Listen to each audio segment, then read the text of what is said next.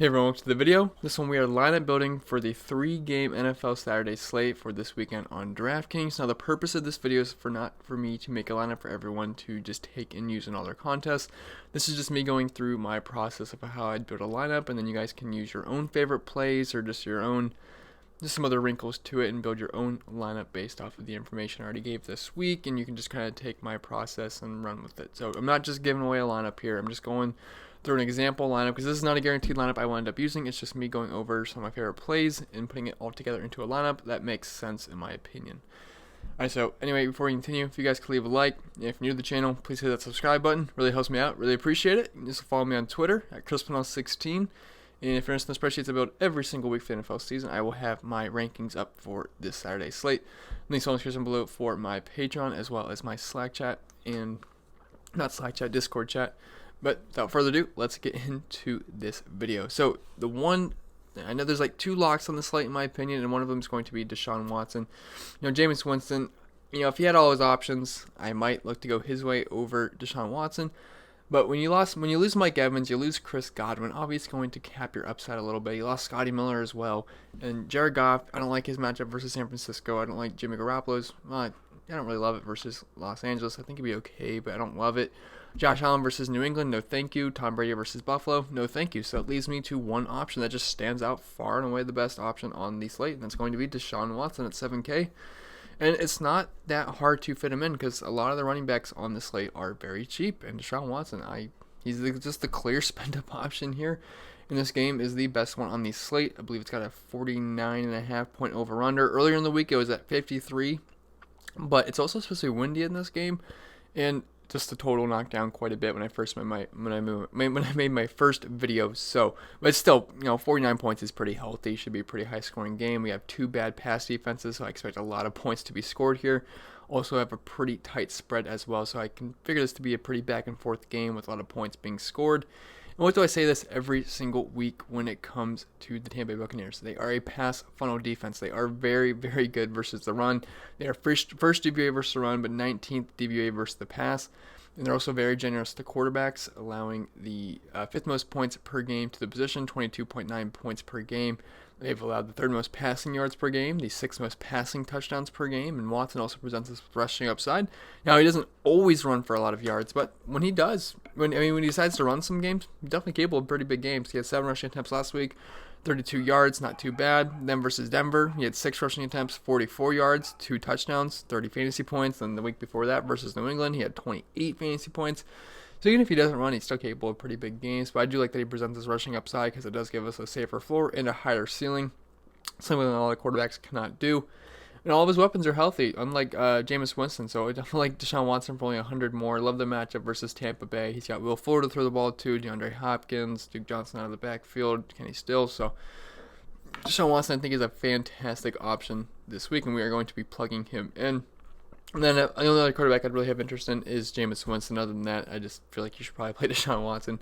He's going to be extremely high owned, but I think it's for good reason. I'd rather get different somewhere else because all the other games have some pretty low totals. Well, I shouldn't say the Rams have a 49ers-Rams game. It's got a lower total. It's not like extremely low, but the Bills and Patriots games have got a very low total. So I'd rather just stay in this game for the most part, which you are going to see that's going to be a main.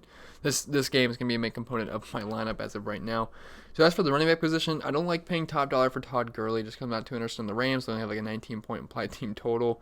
Raheem Mostert, I think he's fine, but again, I can't afford him. I already pre-built this lineup, so I already know what I can't afford, what I can't. But the person I'm looking at right now is James White at 5,800. I think he's just a very safe play this week, and he scored double-digit points in all but 2 weeks so far this season. If you just look at his game log, 15, 12, 37, 0.9, 9.6. Other than that, double digits, 16, 11, 12, 13, 13, 13, 11, 13. You know what you're pretty much going to get out of James White. You're going to get the targets that he has every single week, and should get close to double-digit touches here. He's not going to see a lot of work on the ground, but what I'm most interested in is his volume through the air. And Buffalo's such a good pass defense. Julian Edelman's banged up. I could see a ton of dump offs to James White here. I mean, if you just look at his game log for targets, 4, 7, 11, 3, 7, 3, 5, 8, 9, 9, 10. The targets are going to be safe every single week with Julian Edelman banged up, and it's a really tough pass defense. I can see James White getting a ton of work here through the air, and I think he easily surpasses double-digit points. Hopefully, if he finds the end zone, I think we can get 20-plus points out of him. So definitely like James White here. I think he's a very safe option on this slate. And given the lack of running back options on the slate, I just like the pass catchers here. So that's going to lead me to someone like Duke Johnson at 4,100. I think he's somewhat of a solid option here. Now, I don't love him at all. Really, I don't think he's that great of a play. This was the main slate. I'd have zero interest in Duke Johnson. But given this slate, I like him because of receiving upside. Now, you could look at Ronald Jones, but I just hate the timeshare. But I do think he's going to catch some passes because Tampa Bay's dealing with a ton of injuries. So I would expect him to maybe get an uptick in targets. Sony Michel's a decent option versus Buffalo, like the volume he had last game. It's a pretty bad run defense for Buffalo. I could see them running the ball quite a bit, but I don't want to play James White and Sony Michel. Really, I don't think that's great of a correlation play. So I'm gonna plug in Duke Johnson here at 4,100. Now it doesn't feel great, but I like the targets he gets. Again, he's not getting a lot of targets either, but I just want exposure to this game. He's only 4,100. Just give me a couple catches. Maybe he falls into the end zone and we're happy. But either way, so versus Denver, he had 8 targets, 10.5 fantasy points, not too bad. Versus New England, 6 targets, 5 catches, 54 yards, get into the end zone, 20 fantasy points. I mean, he's pretty, I wouldn't call him a safe play, but he's really cheap. 4.6 points, then 19 points, 13 points, 7 points, 13 points. I like that. He's involved in the passing game every single week. He's a decent correlation play with Deshaun Watson. Much better of a correlation play than playing Carlos Hyde. And it's a really tough run defense. I can see Carlos Hyde struggling to run the ball on this defense. So Duke Johnson out of the backfield. I think he's a pretty solid play. He's a more dynamic player. So we're going to plug him in. I don't love the running backs, but I'm going to like my receivers a little bit better and my tight end. And the running back position is so weak this week. Or on this slate, I feel like just spending down for some pass catching running backs presents me a somewhat safe floor with some upside as well. So we're going to go with Deshaun Watson, James White, and Duke Johnson for the quarterbacks and running backs. And then we'll get to the wide receiver position, and we're going to look at the number one play by far. It's DeAndre Hopkins. He comes in at 8,500, but he's just by far the number one play here at the wide receiver position, especially with Mike Evans and Chris Godwin being out. This Watson-Hopkins combo is basically a lock for me on this slate. The matchup's just so fantastic versus the pass funnel defense of Tampa Bay. They're allowing 47.6 points per game to wide receivers, which is most in the NFL by 6 points. And if you just look at the rest of the NFL, everyone's usually like around decimal margins like 0.2, 0.3 away from each other. Tampa Bay's 6 points above everyone else. That's it's a pretty sizable margin there, and they're giving up over 200 receiving yards per game to the position. And, I mean, the guy's just a machine. If you look at his game log, 20 points, 29, 15, 27, 15, 19, 24, 28, 16, 15, 8, 12, 9, 34. He's the closest thing we can get to Michael Thomas. Now, this is not for us the absolute consistency and ceiling of Michael Thomas, but he's been pretty darn close the past few games. And, volume's never going to be an issue. He's second in targets, fifth in air yards, second with a 30% target share, only behind Michael Thomas. And same can be said for the weighted opportunity share, second only behind Michael Thomas. There's nothing not to like about DeAndre Hopkins. I think you're pretty much going to have to lock him up with Deshaun Watson and then just figure out the rest of your lineup because this is going to be the highest owned stack by far. And if they go off, you're pretty much dead. I really don't see a scenario where they don't have a good game. So I'm definitely going to be plugging in DeAndre Hopkins in my lineup. Cooper Kupp. So I already went over my core plays video, and I mentioned my concerns with Cooper Kupp in this game, so I'm not just going to repeat myself the entire time. But if you are interested in some of the other people I was talking about, I pretty much went over the whole slate. Core plays video, posted that on Monday maybe. But Cooper Kupp, I do not have a lot of interest there. Julian Edelman's banged out, but just kind of leads me to this James White play. I mean, he's going to play, but he had a really rough game last time out versus Cincinnati. Robert Woods, again, probably going to have to pass on these guys. Brashad Perriman I actually like quite a bit. I'm not sure if I'm able to fit him in this lineup. I actually forget who my wide receiver 2 or 3 was, but we'll figure it out. But I do want to talk about him. I like Brashad Perriman quite a bit. He'd be my top pairing if you want to play Winston. He had a ceiling last week, and he's not going to get 40 points every single week, but he's still a solid option, just given all the injuries here. Did play pretty much 90% of the snaps last week, averaged 22 yards per catch, showed his big playability. And we know the guy's fast, too. That's why he got drafted so high. And the great matchup, too, versus Houston, and this is my favorite game of the slate, so don't mind Brashad Perriman quite a bit. Houston's bottom half in the league in points given up to the position. They're 27th DVA versus the pass, so Brashad Perriman definitely is a solid option. But the guy I want to pair another guy with Deshaun Watson. This is such a small slate. I would normally play like 5 Texans, but given the slate and given this is the best game on the slate, definitely want exposure to it. So Will Fuller at 5,900. So we got a maintenance day for practice, but he's going to be fine. He played pretty much all the snaps Last week, I believe he played 59 of the 63 snaps, so it's not like he was just in and out of the game. He should be pretty good to go here, and he had a respectable 11 points last week, returning from injury. Had 7 targets, 5 catches, 61 yards, 11 fantasy points. But I gotta say, I think we might get something close to this Week 5 game he had versus Atlanta. Not saying he's gonna drop 56. Not gonna do that. Not saying he's even gonna drop 30, but I think he can. I think he might get 20 points in this matchup. And I don't know. I just feel like this is a Will Fuller week. I was feeling it versus Atlanta, and I'm feeling it this week. And he's the wide. So Hopkins is gonna get the main attention here, which I don't think it's not gonna stop him. I love DeAndre Hopkins, but Will Fuller's gonna get the softer coverage, and this guy can burn a team deep. He's got a great connection with Deshaun Watson, and I don't see how he doesn't eat in this matchup. I think he hits on a big play. I think we get a 50-yard touchdown out of him at least. And, should get decent volume, anywhere above 6 to 7 targets, maybe even more. We've seen it before. He had 11 targets versus Indy. Then he had that 16-target game versus Atlanta, 9 targets versus KC. So volume shouldn't be an issue. We know the guy's pretty talented, and I love the boomer bust potential and the best possible matchup for wide receivers on the slate, Will Fuller. And on a small slate, you got to take chances. And if Will Fuller blows up, he can definitely take you to the top of GPP. So definitely like Will Fuller this week. Think he's a fantastic option. I'm going to be plugging him in, and I have a lot of Texans. I got Deshaun Watson, Duke Johnson, DeAndre Hopkins, Will Fuller, and I think that's going to be it for all the Texans I like in my lineup.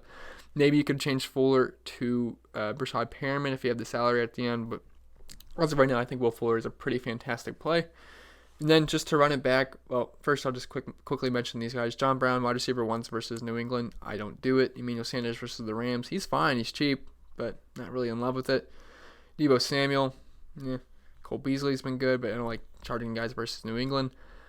So Justin Watson, he comes in at 4,600, and I actually think he's a very, very solid option. So Chris Godwin's out, Mike Evans is out, Scotty Miller's on the IR. I don't see how he can't like Justin Watson here. He should play the majority of the snaps in this game, and if you look versus Indy, he had 8 targets, 5 catches, 16 points. Last week, only 2 targets, 2 catches, but Scotty Miller did play in this game, although he did get hurt. But Justin Watson should see full-time snaps here, and I think he should be fine going up against Houston, one of the worst pass defenses in the NFL. Jameis Winston's going to have to throw the ball somewhere. He's going to be throwing to Perriman. He's going to be throwing to Howard. And I think he's going to be throwing to Justin Watson. And I think this is going to be a pass-heavy attack for Tampa Bay. So Justin Watson, I don't see why he can't catch 5+ balls here, get 60+ yards, and maybe find the end zone from Jameis Winston. So Jameis Winston's been throwing 400 yards a game the past 2 weeks. So it's going to go somewhere. Defense is probably going to be more concerned about Perriman and O.J. Howard. So I think Justin Watson's a pretty solid save play at 4,600, and it makes sense to run it back because we do have the full Texans stack. So I definitely like getting Justin Watson in there just to run it back. And you could probably upgrade Will Fuller to Brashad Perriman if you'd rather do that. But either way, I think I like the correlation here. I think Justin Watson is one of the safer plays on the slate, just given his price and the increased role that he will end up seeing. And so don't mind that. So at the tight end position, I think that you're going to have to pretty much lock in George Kittle just because he's far and away the best tight end on the slate and probably one of the best, or arguably the best tight end in the league, him and Kelsey or Ertz. But Kittle's just an absolute freak, and he's on a pedestal above any other tight end on the slate. I know Higbee's been pretty darn good, but he's no George Kittle. Kittle's coming off a 17-target week last week, and he just absolutely dominated. 13 catches, 134 yards, 29 fantasy points. Just, typical Kittle things. That's what he can do on a weekly basis. And the volume is never going to be an issue with George Kittle, neither is talent. He's second in market share of the air yards, first in target share, first in weighted opportunity share, and Rams have been pretty good versus tight ends, but I don't care about the matchups when it comes to George Kittle.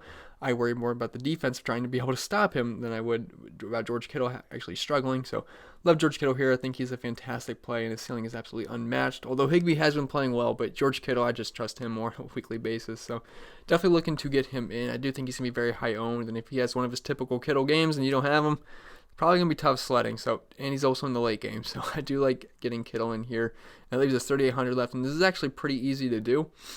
And the one thing I was toying with this week, so I actually don't hate the idea of going double tight end, and I'll tell you why. So I don't mind O.J. Howard here, and it's just because there's going to be an increased role and increased volume as well. Because like I said, I keep saying it, but Chris Godwin's out, Mike Evans is out, Scotty Miller's out.